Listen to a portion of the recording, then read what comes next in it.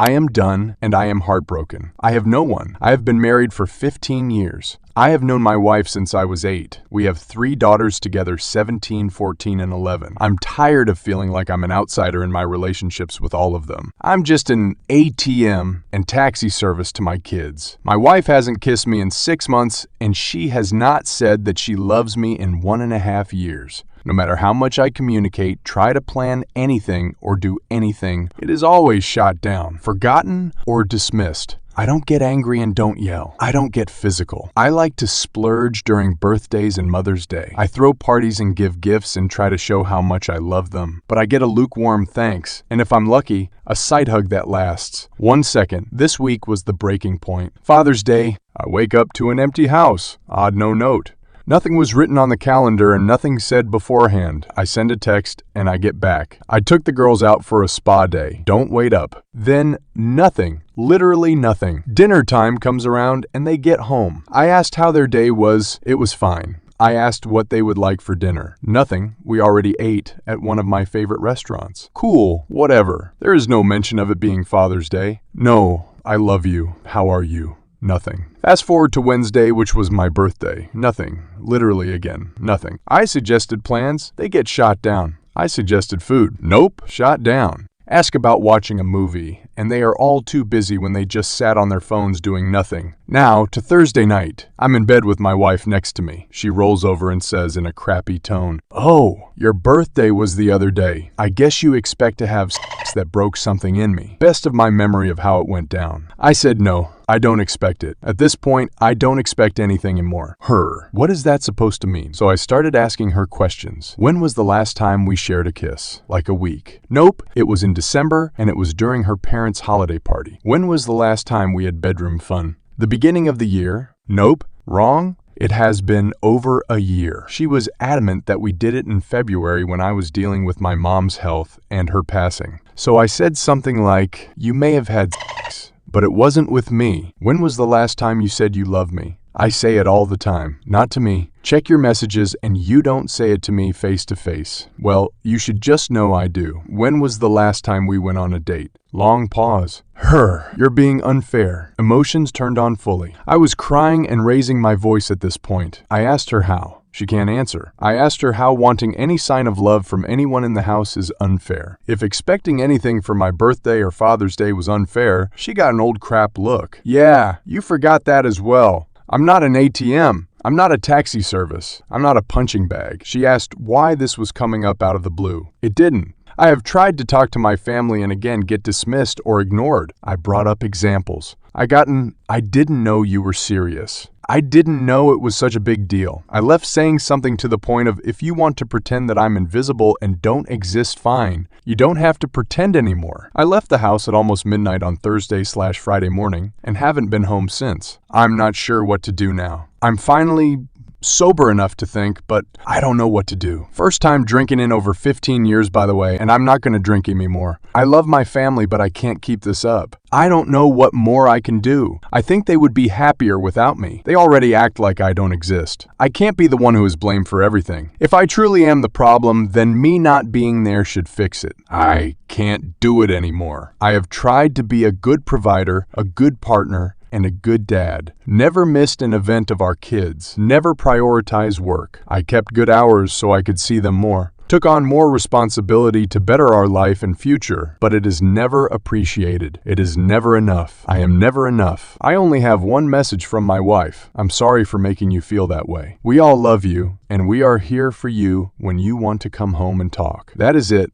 No other messages. No calls. Nothing from the kids. I feel like if they really wanted me there, they would try reaching out more. All of the kids have their own phone. I don't know what she told them. I'm sure they heard me raise my voice. Me raising my voice would have definitely got their attention since I never do. I'm sure they heard me leave. I just don't know. Update.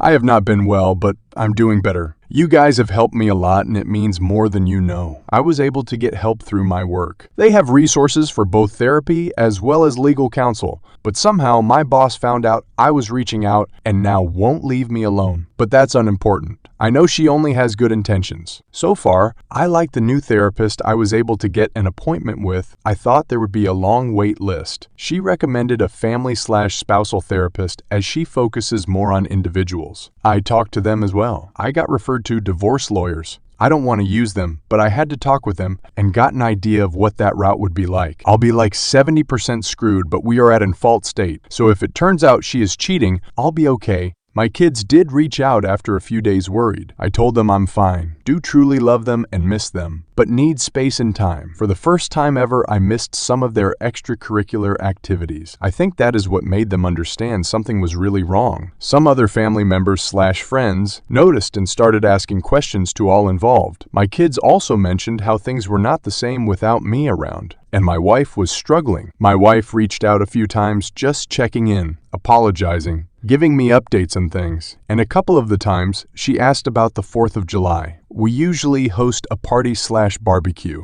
I said I wasn't interested, but said that her and I needed to talk alone in person. That happened the weekend after the 4th. Apparently, she was planning the 4th as a surprise birthday party for me after I had left to make up for forgetting my birthday. But I ruined it as I didn't go and wasn't interested. When we met up to talk, she wasn't alone and brought 2 kids. I was happy to see them. They seemed happy to see me as well. But I asked for my wife and I to talk alone. When I pointed this out, she said the kids missed me and it was fine. We can talk with them here. I believe it was more of a manipulative move. I explained that this was another example of how my feelings or wants get ignored and cast aside, how I have been ignored for a while, and how that is not right by anyone. She kept apologizing, but I said, while I acknowledged the apologies, I don't accept them. Most of the apologies to me feel like they are not real, such as her initial apology of "I'm sorry you feel that way," or they sound forced / just saying what she thinks I want to hear. Actions speak louder than empty words. I also said that she is setting an example and expectations on how I'm treated and how our daughters will see and treat me in their future relationships.